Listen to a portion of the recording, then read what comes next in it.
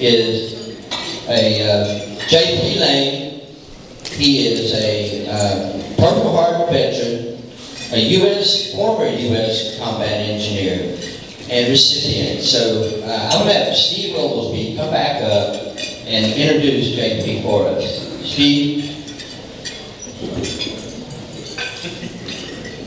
All right, thank you very much, Mike. Yes, JP is a singer-songwriter and a sought-after speaker. He has performed at 2 presidential inaugurations and has appeared with such well-known artists as Lee Greenwood, Neil McCoy, Aaron Tippin, and Jason Castro, just to name a few. JP's talents have taken him all throughout the United States, as well as to Brazil and Mexico. He's not only a sought-after performer, he's also a great motivational speaker, and his message of hope and determination have inspired thousands to never give up and never surrender. As Mike mentioned, he's a former U.S. Army combat engineer and a Purple Heart recipient for his heroic service in Afghanistan. JP writes, I quote, "I signed on the dotted line when I joined the Army to serve and protect the American people, and since I'm still alive, by the grace of God, I will continue to serve." Last but certainly not least, JP is married to Crystal, his wonderful wife, who's a constant support and companion, and we're honored to have both of them here today. Let's give a warm space and a welcome to JP Lane.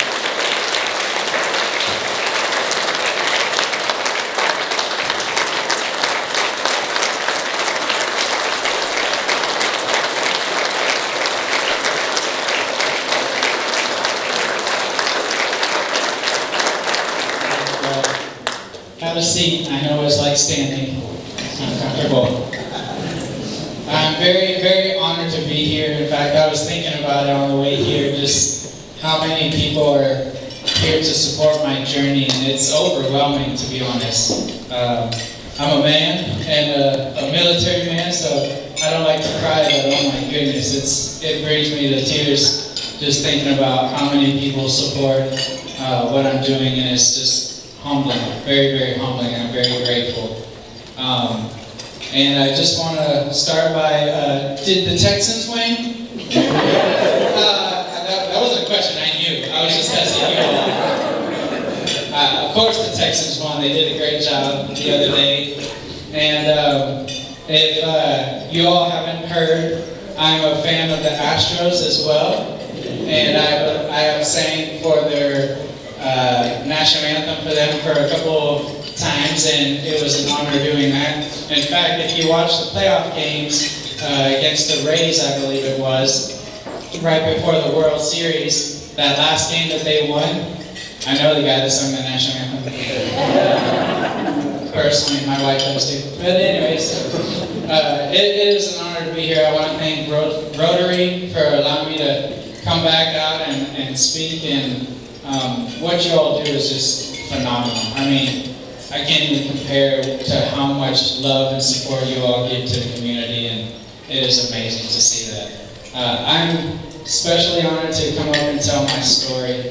It is one that I never thought I would have, and being in my shoes now is just a 180 from the guy that I used to be in the military. So it is just crazy to be able to come up here and tell you my story. A lot of people join the military for specific reasons. Some join because it runs in their family. I can even say that for myself. My dad was in the Air Force. I have an uncle in the Navy, a little brother in the Marines, but that doesn't count. So, just kidding. And so a lot of people join for that reason. Some have joined because of the education that they could receive by joining the military. But some, and most, if not all, join because all they want to do is serve their country. For me personally, in 8th grade, that's exactly where I already had that desire in my heart, and in my mind, and in my soul. It was because 9/11. That day is a day obviously none of us will forget. And it was so devastating for me to watch the Twin Towers fall. I didn't see it personally in front of my face, but I will never forget the day. I was in 8th grade language arts class, and a teacher comes in and tells my teacher, hey, something's going on. And she leaves. And she comes back with a TV on wheels. Remember those things? It's funny when I talk to little kids, they're like, what's that? A TV on wheels? Yeah, a big box TV, the old school thing. Anyways, so she rolls this thing in and plugs it in. And the first thing we're all thinking of as 8th graders is, oh wow, it's going to be movie day. This is a surprise. And it wasn't. She turns on the news and we see the plane, the smoke from the towers, and we watch the towers fall. My whole class was in tears. We were devastated. It was heartbreaking to see that we were being attacked and finding out we were being attacked from someone when this doesn't happen in a long time, at least in our little eyes. But now we're seeing it firsthand.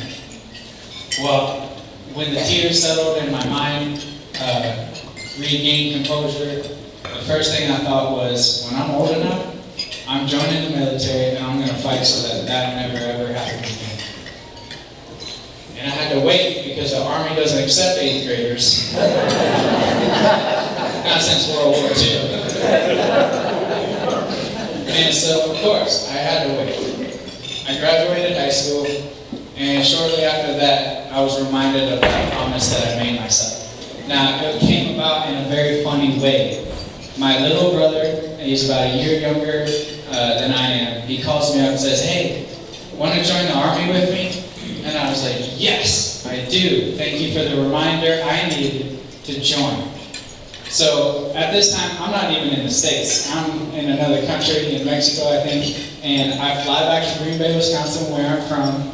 Don't hold it against me. And so I get there.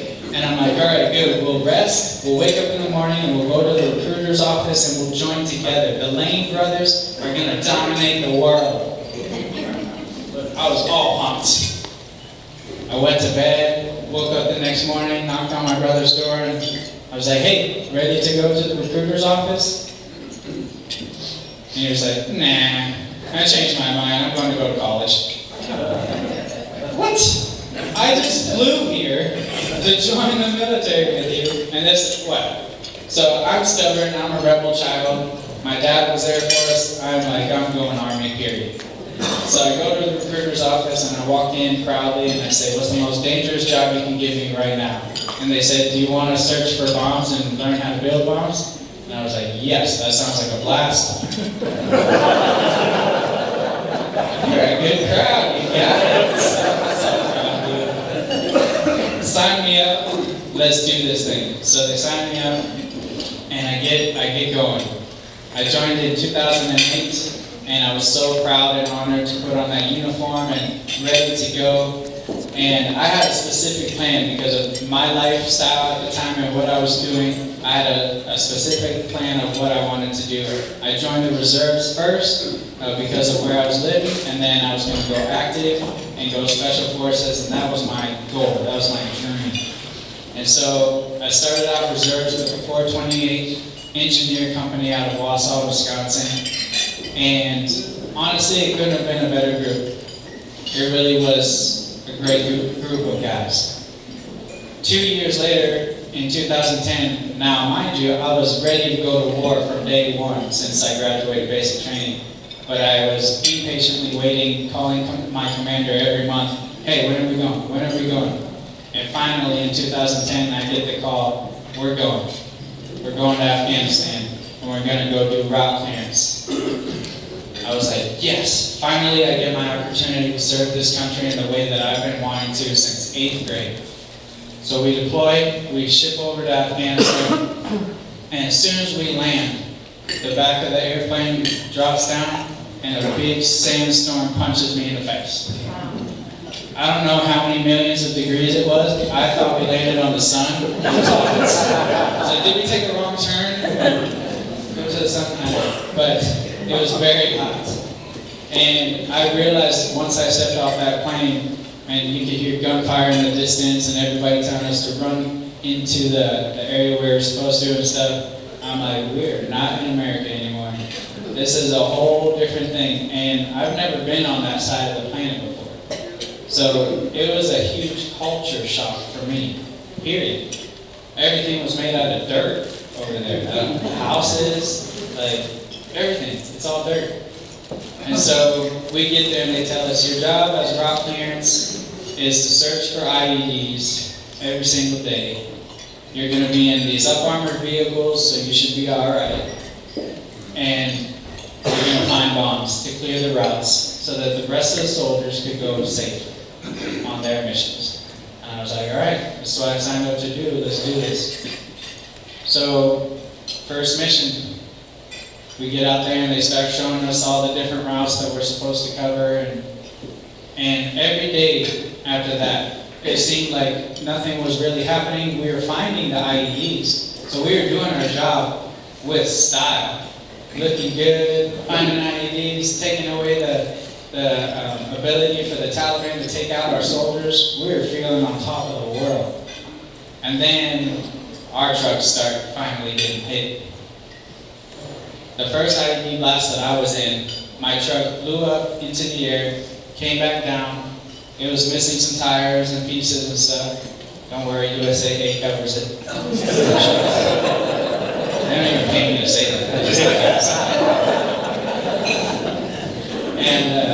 But it was a crazy experience for me because personally, I love roller coasters.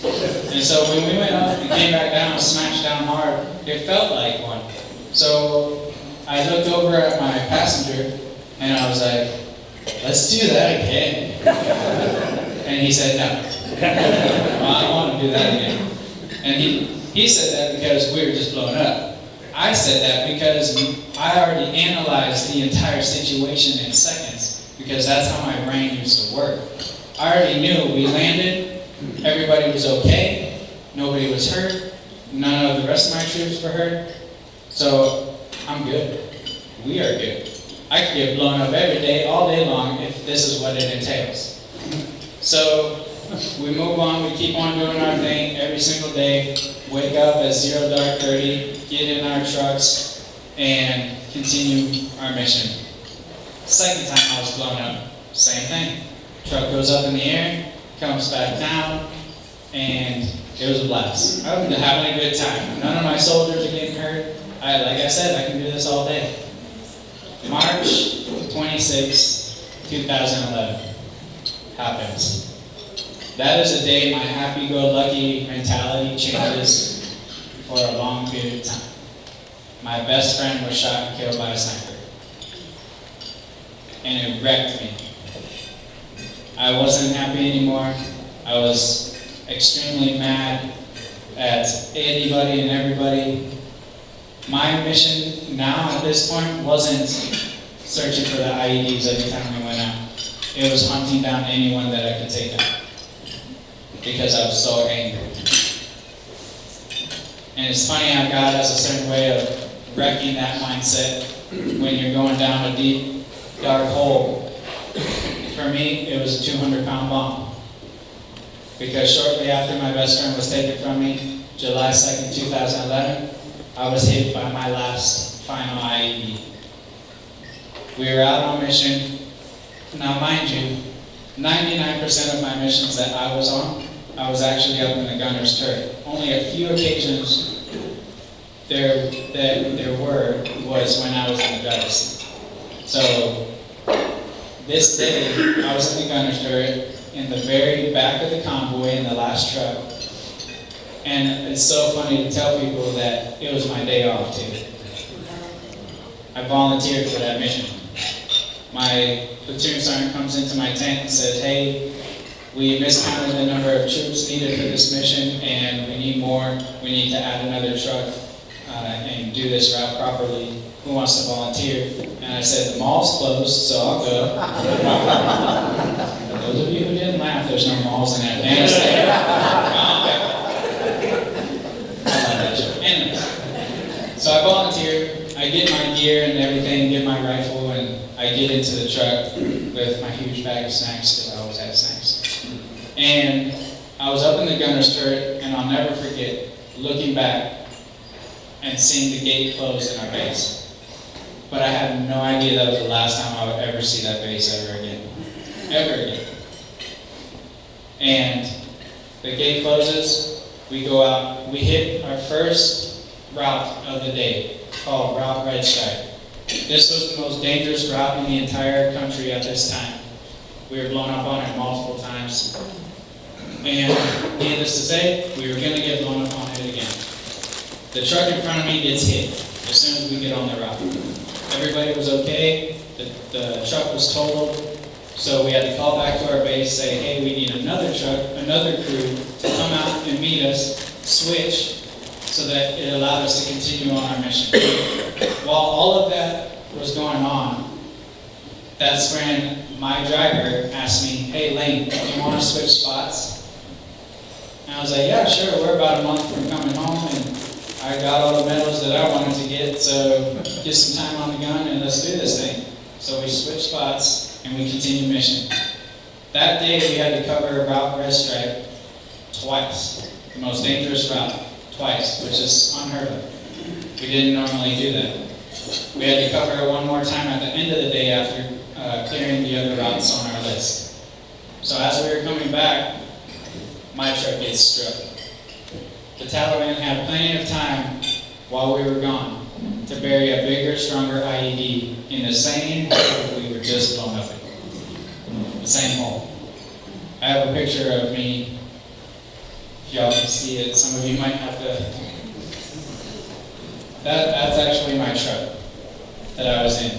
It's called an RG-31. It's way bigger than a Humvee, but it got totaled. It got wrecked. No engine left. Everything was completely gone.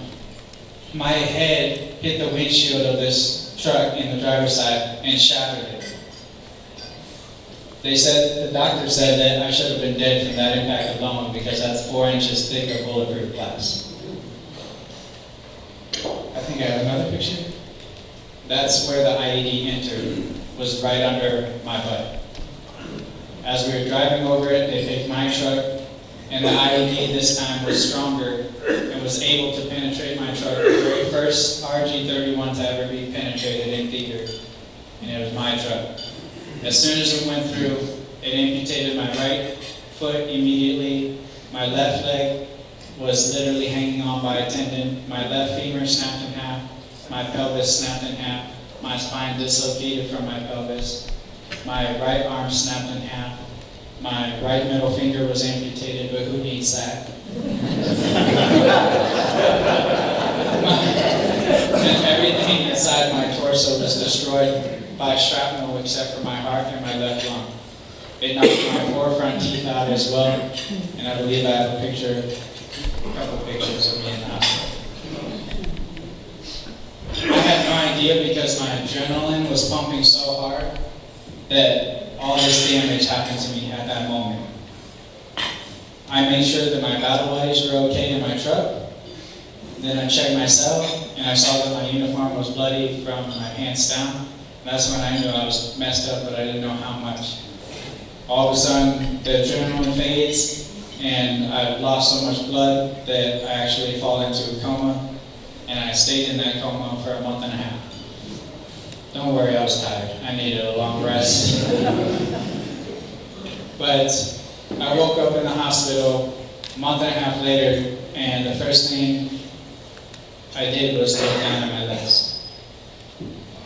And I knew that I was thinking thoughts in my head, so many of them were just going left and right. But at least they were my own thoughts. So at the moment, so many soldiers, when that happens, they wake up from a coma, they start pulling tubes from their bodies and freaking out and getting upset. I didn't. I knew that I was going to be okay. I was alive, my thoughts were my own, and I'm blessed. Now, the crazy thing to look back on the time that I was deployed was I had a two-week vacation in the middle of my deployment that I got to go anywhere in the world. The military shipped me over, and I could spend 2 weeks vacation wherever I wanted. I met my dad in Mexico, and right before dropping him back off at the airport before I had to come back to Afghanistan, my dad said, "I don't want you to go." And I was like, "Why?" He's like, "I have a bad feeling." And I'm like, "Dad, it's gonna be okay. Even if I lose both, like 2 legs, I'll be fine." Now looking back, I wish I would have said like a thumb. Or like a big toe. Because I literally predicted my own injury, and that was not, I should have got a lottery ticket at the same time. It was not good for me. But fast forward, after waking up, of course, I'm going to go through therapy. Painful, oh my goodness. I wouldn't wish that pain on the Taliban themselves, it was so painful. I've had 28 surgeries, 26 injuries, and it was a lot of work to get back in prosthetics. The doctors told me, and my family, that because your leg, one of your legs is so badly burned and destroyed, you won't be able to walk. You won't be able to use prosthetics because the pressure that it takes to wear a prosthetic and take steps is going to be too much. You'll tear your skin apart. You're also not going to be able to talk properly, and you'll definitely never sing again because one of the surgeries that we did was a tracheotomy, and the tube that they put in my throat, when they took it out, they destroyed my vocal cords.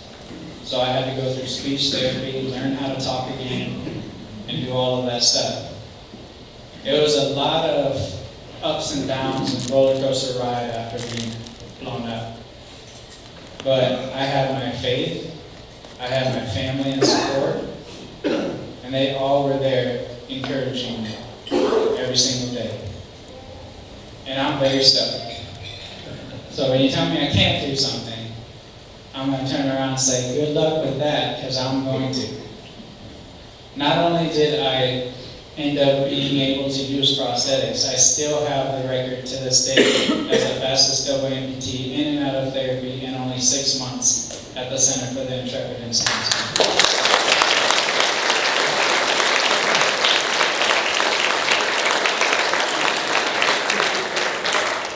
The best part about what I get to do now, after doing everything that, the healing and the therapies and everything like that, is something that I reminded myself when I was in the hospital.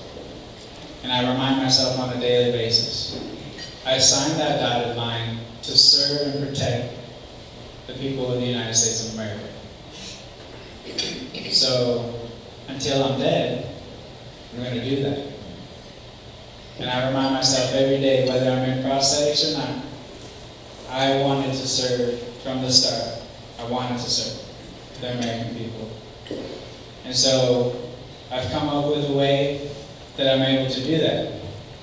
Telling my story, giving hope to those that are still in the hospital, going through therapy, and singing, using something that humans said I wasn't going to be able to use. But God said something else. And He said, actually, I think I'm going to have him sing because that's kind of what I want him to do. And I've been traveling around doing that, living the best life I could possibly live, even in my situation. The military taught me one thing: never give up, never surrender. Not never give up, never surrender, but if you lose your legs and a trauma happens, that really sucks, so go ahead and give up. Because that's hard. No. Never give up, never surrender. So many people, including doctors and all these intelligent people that have like degrees and stuff like that, and I don't have any degrees or pennies for that matter. I don't have any of that. I didn't even go to college. I took the lazy route to retirement and just got blowed up. But they all tell us that PTSD is going to be a thing in my life. That I'm going to have it. I've had colonels, commanders, generals, you name it, tell me, oh, you have PTSD, right? Because you were blown up, you lost your legs, and your whole body was like all messed up, and you lost your favorite finger. No. I'll have PTSD if I want to have PTSD because it's a mindset. And since I don't want to have PTSD, we like to say, the world likes to call PTSD post-traumatic stress disorder, right? But it's funny how when I gave my whole situation and everything to my faith in God, He turned it into post-traumatic successful domination.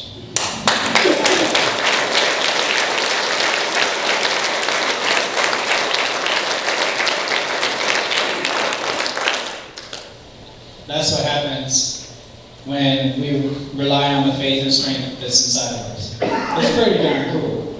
I mean, I can give you a million examples of how I'm a better person today than I was when I was with legs. First off, I'm an inch taller. That's real. That's real life. I was 5'6", now I'm 5'7", and I'm not giving that inch back. Second, I saved so much money on socks, you wouldn't believe it. Like, no joke, one pair of socks will last me like 4 years. Yeah, it's really nice. I'll never have athlete's foot ever again. My parents are grateful for that. But there's so many things that make me a better man today. One being, I have my beautiful bride, Crystal.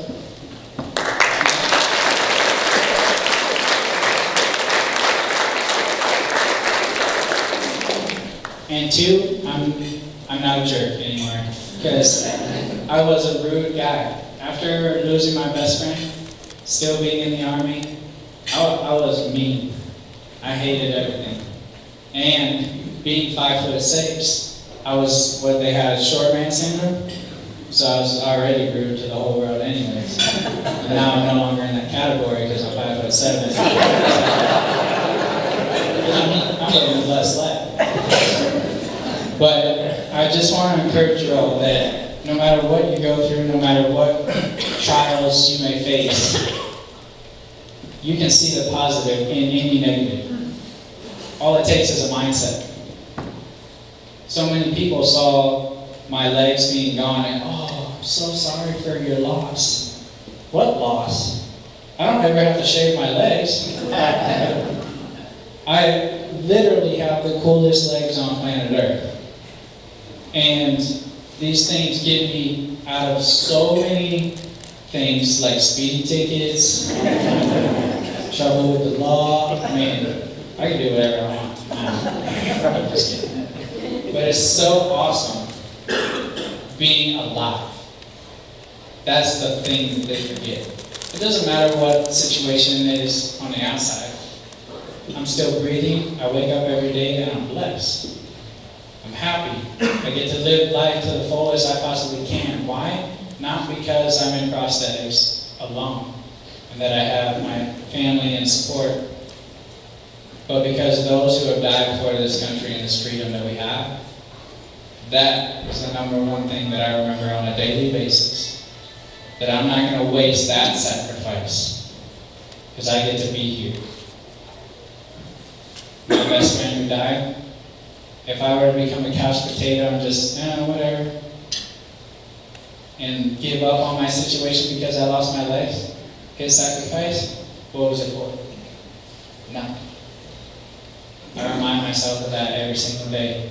And I encourage others to remember that all the positive things that are happening in their lives, that's because of those who have sacrificed. And all the negative things that are happening, those can be pushed aside. Just takes a mindset. I want to, I don't know, you guys, you want a song? Yeah.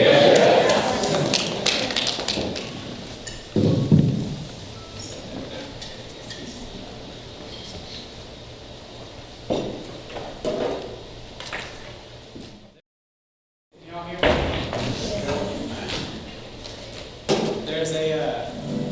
There's a song that when I was going through my therapy, everything that I was going through, it really encouraged me to see that the tragedy I'm going through currently, it is only a mountain. And by that, it means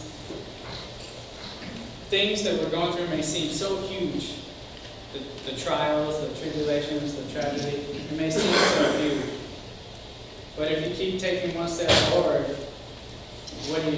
When you're walking towards a mountain, but you keep on walking towards it, eventually you get to the other side of the mountain, right? If you just keep walking. So we can get past it. We can move on. This song by Jason Castro is called Only a Mountain.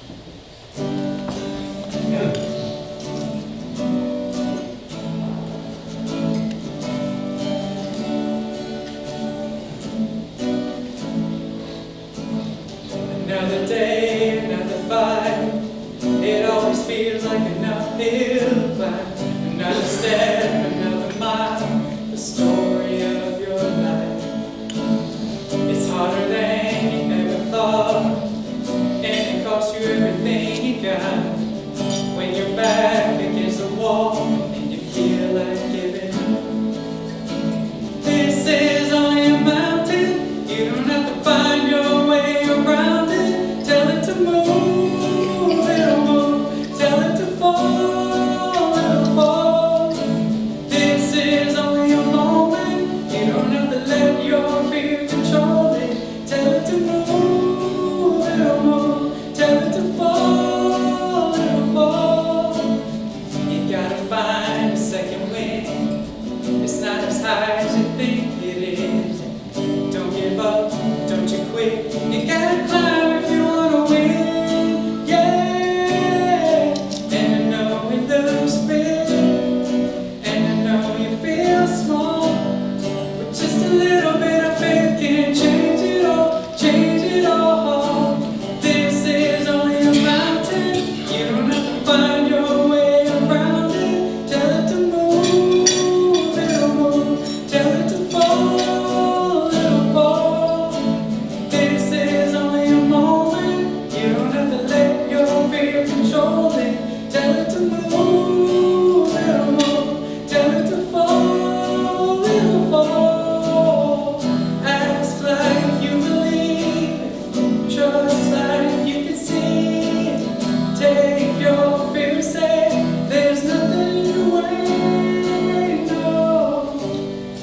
Even when it looks big, even when you feel small, just a little bit of faith can change it all.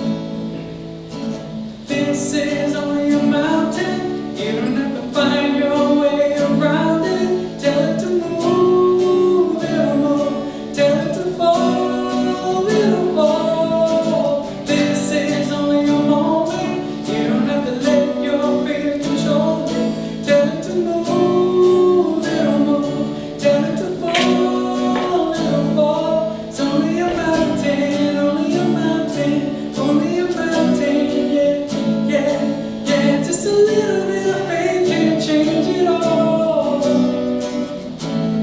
It's only a mountain, just a little bit of faith can change it all. It's only a mountain, only a mountain.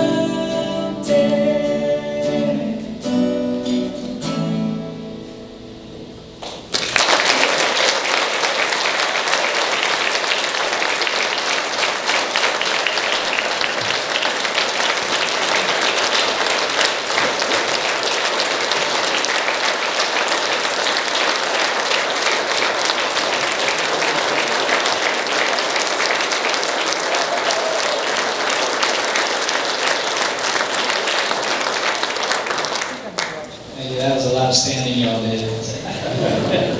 Show offs. No. Just kidding, I love you.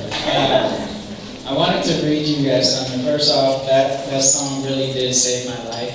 So I always love singing it, whether it's at a big venue, private venue, public venue, it doesn't matter. I always sing that song at every event that I go to because it's the whole reason that I got into music for one, but that I still am encouraged to keep moving forward every single day. And it's funny because, well, it's encouraging because when you find a purpose in life, you find that you keep striving towards it, and you fight for it, and you keep giving everything you got. When you don't have a purpose, when you don't find that purpose, it's really hard to keep living. So many of my soldiers struggle to do that. In fact, since being home, I've had 6 of my soldiers commit suicide because they lost their purpose or they didn't find it. When we find purpose, that's what helps give us our life. What Rotary and what you all are doing for our veteran community is beautiful. The number, you all hear the number 22 all the time, right? 22 suicides a day. You know it's more than that.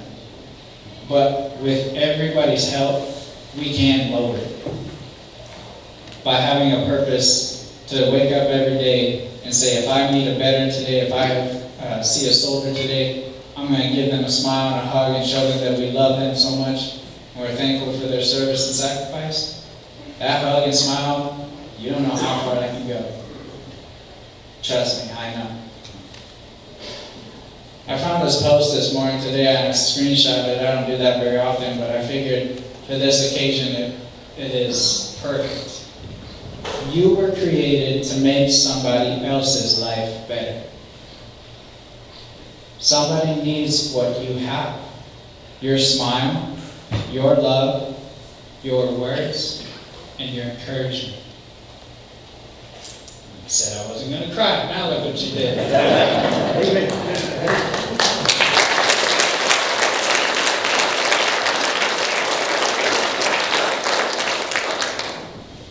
I want to thank you all for what you do. Not only for supporting me in my journey, my wife's journey, but everything that y'all do for the community, for the veterans. The golf tournament coming up, March 16th. That's awesome. I don't know about y'all. Even without legs, I still like to golf from time to time. Okay? And if you don't like walking, they have carts. That's why those were invented. So you don't know. But by supporting the golf tournament, by supporting what Rotary is doing, I mean, Impact the Hero, I believe, is here today, right? There you go. All right?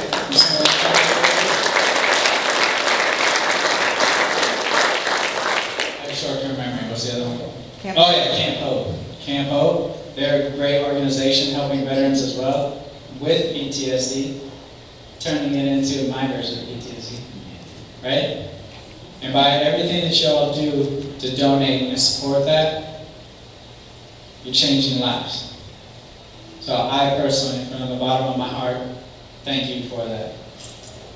Oh, I guess I'm supposed to talk. My book is out there. It's just a book. But what y'all do for the veterans is more important. But my story is out there. I did a lot of hard blood, sweat, and tears and hours putting that book together. A year and a half it took me to write because the Army didn't teach me how to write. I will personally, that wasn't your show. No, I'm honored to be here. I'm so grateful. And I will be out there with my wife signing books as well afterwards. But again, thank you all so much for being here and supporting so much. Thank you, JP. You're not over with that.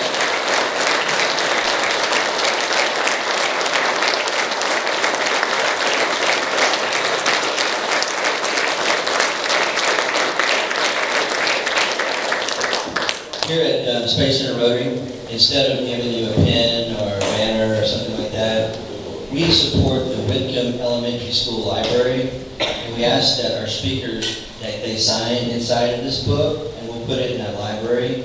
It'll go a long way. That would be cool. Book cover. Yeah. Sign right here? Yeah, you can just go sit down and sign it when you get ready to, and just leave it, and I'll get it. Yeah. Yeah, thank you very much. Thank you so much. You're welcome.